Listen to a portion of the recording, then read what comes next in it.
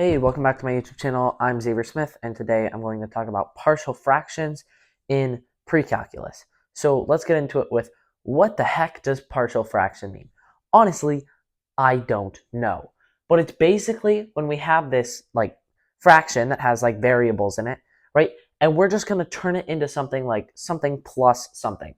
So here, x minus 8 over x squared minus 4x, we're trying to get like 7 over x plus 2 plus 8 over x plus 7, right? Something where they don't have common denominators. We're trying to get them in like a normal state. So here you'd have 1 over x plus 8 minus 2 over x plus 7, right? And then clearly you'd say, okay, well, if you wanted to add these together, you'd multiply this by x plus 7 over x plus 7, this by x plus 8 over x plus 8, and then solve, and you'll get something that looks something like this.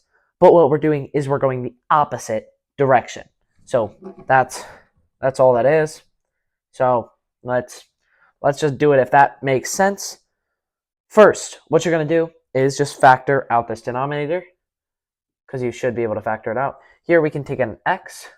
We'll have x times x minus 4, right? And then what you're going to do, so first, factor bottom. Then the second you're going to do is you're going to put this into a form. So you're going to put, okay, a over this first term equals b, wait, no, not equals, it's plus b over the second term. So here we're okay, we're separating the denominator into where they're not common denominators anymore. And then we're just putting random variables, right? So this might not make sense, but just separate the denominator and have a, b, whatever variable you want to have. And then next, so second is set up. You set up with a and b, and this x minus 8 is still there. So it's x minus 8 over this is technically equal to this, right? Now what we're going to do is get rid of this denominator because we don't want that, right? So here, to get rid of the denominator, we have to have a common, we have to have common denominators on both sides. And to add these, we need a common denominator. So their common denominator would be x times x minus 4, the same one right here. So you just say, okay, multiply this by x minus 4, this is a times x minus 4 plus b times x, because this needs an x there. And then you could say over, well, x times x minus 4, and that's x times x minus 4, but you could just say just cancel those, right? So third step, get rid of bottom, right? So I could say, well, this is all over x squared minus 4x, and this is equal to x minus 8 over x squared minus 4x, and then just multiply both sides by x squared minus 4x, but I don't have to. So once you get a common denominator over here, right, then you're good to just get rid of the denominator on both sides. So this is a times x minus 4. This is plus bx is equal to x minus 8. All right, so now what do you do? Well, to solve for one variable, you're going to make the other variable equal to 0. So here, to make a, 0a, we'd have to plug in a 4. And here, to make b 0, we'd have to plug in x equals 0. So I'm just going to say let x equal 4, right? And that'll give us 0a, so a doesn't matter. And this will be 4b equals 4 minus 8 is negative 4. So we'll get b is negative 1. Now, you could plug in b, or you could just get another x value that makes b 0. So here, if I put an arrow, just let b, well, let x equal 0, right? Meaning that there's no b now. So this would be negative 4a equals negative 8, and that would mean a equals 2. Now, to get full credit and to do it correctly, you're going to want to plug in this b value and this a value back to this equation here. So this equation is super vital, right? So a would be 2 over x plus negative 1 over x minus 4. And at the end, you should see, well, x times x minus 4 would get us back to this denominator. here, right? The same denominator. And if you were to solve this, like okay, common denominator, go the other way. Say 2 times x minus 4, which would be like 2x minus 8. This would be minus x equals x minus 8. And then, of course, the common denominator would be x times x minus 4, right? So if you just want to do that and add them together and see if we get the same answer, well, we have x minus 8 over x times x minus 4, x minus 8 over x times x minus 4. So we got the correct answer algebraically. So that's all you're doing. You're going backwards, right? And then finding, okay, what's the factors of the bottom, right? And then you're putting, okay, what is like a over x plus b over x minus 4. And if you have like, oh, this goes out 3 times, which we'll do right at the end on the other side of this board, then you're going to do 3 times a, b, and c. And you can keep going and going, and it will work out like every time, basically. So, okay, now repeated linear factors. We could say the example would be 2x minus 4 over x squared plus 6x plus 9. Sorry, I just forgot to write that down, so I just had to grab one from the notes. This would equal, you do not have to factor the top. Right, that's why the first step is factor the bottom, because the top doesn't matter. Here, the top's just the other side of the equation, and you're just going to be plugging in x values anyways. Why factor it? You're just going to have to distribute that back in at the end. So just don't factor the top. It's not worth it. So factor the bottom, right?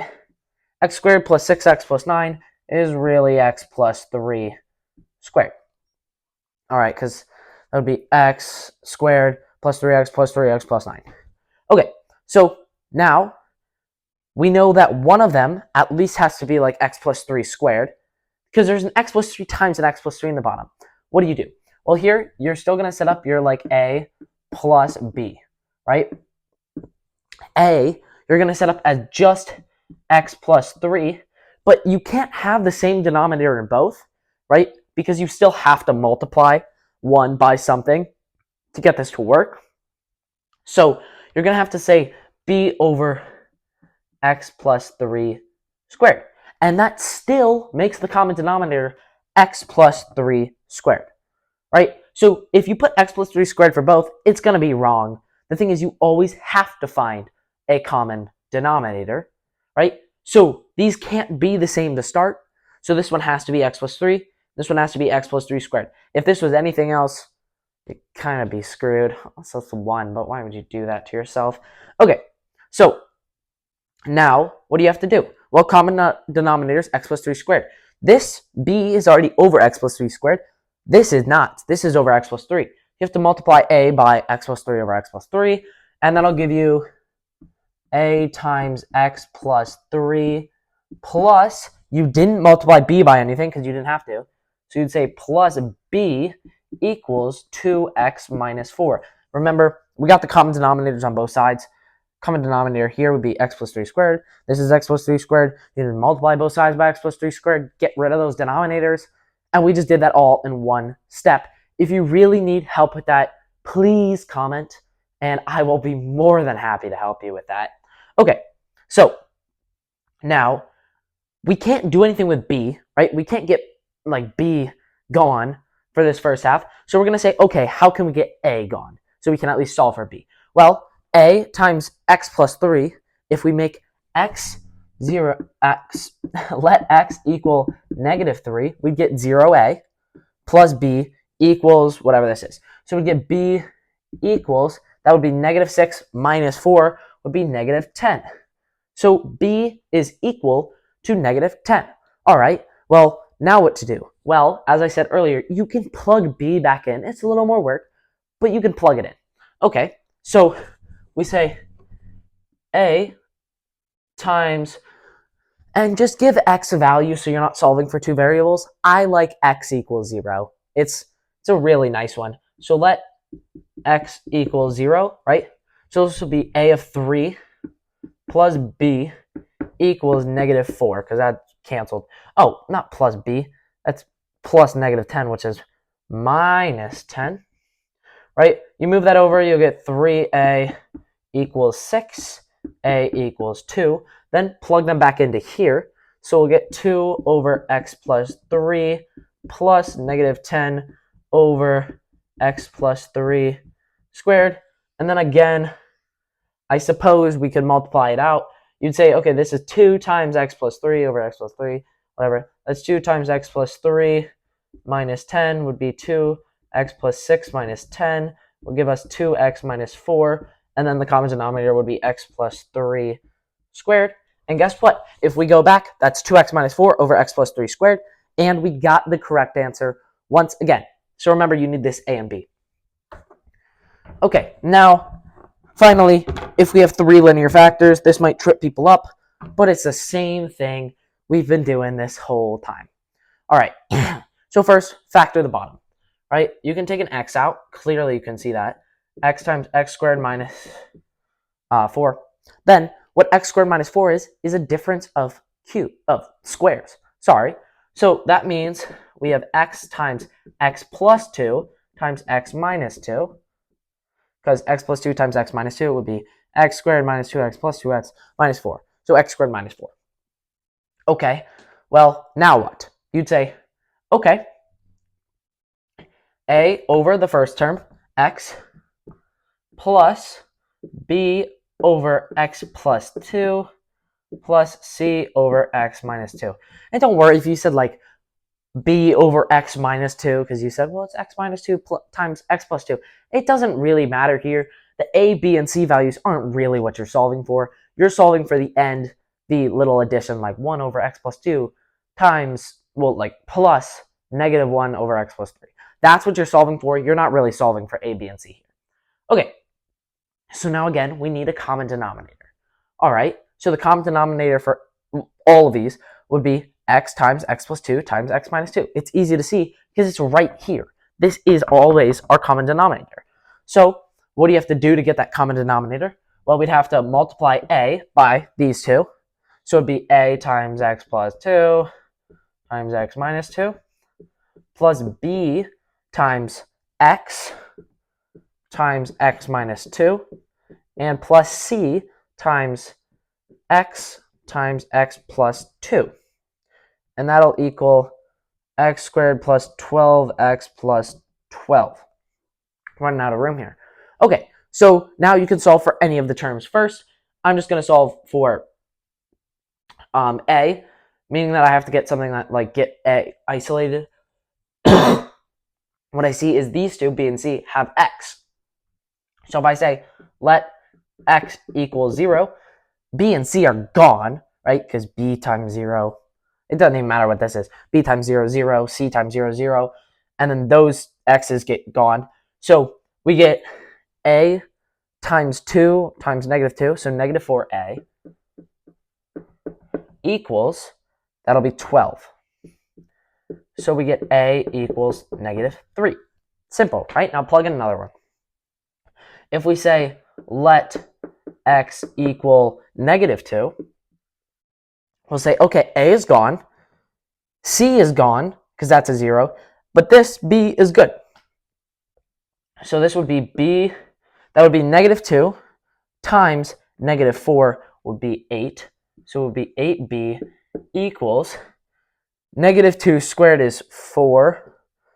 That'll be 12 times negative 2 is negative 24 plus 12, which that'll give us negative 20 plus 12 would be negative 8. So we get negative 8, and we get b equals negative 1. All right. Now, if we want to find c, we have to find, okay, what's in both of these that's not in c? Well, it's x minus 2. So if we let x equal 2, let x equals 2, this a is gone, b is gone, but c is good. Okay, so we have c times 2 times, that'll be 4. So that'll be 8c. Again, we get another 8. 8c equals, that'll be 4 plus 24 plus 12, which that'll give us 28 plus 12, which is 40. Okay, so equals 40. And if you do some quick math, c is equal to 5, I believe. Yeah, 5. So now just plug them all in again. So A would be negative 3 over x plus b over x plus 2, which would be negative 1 over x plus 2, plus c over x minus 2, which c is 5, so 5 over x minus 2. And if you wanted to do what we did earlier, finding common denominators, adding them all together, and get this, I can almost guarantee you that it's going to be correct, but I'm not willing to do the work. If you would like to, please be my guest and let me know if I did it right or if I messed it up, because there's a good chance I messed it up. Okay, well, thank you so much for watching. If you made it to the end of the video, you're a real one. Appreciate you. Please like and subscribe if it was helpful, and I hope to see you again soon. Thanks.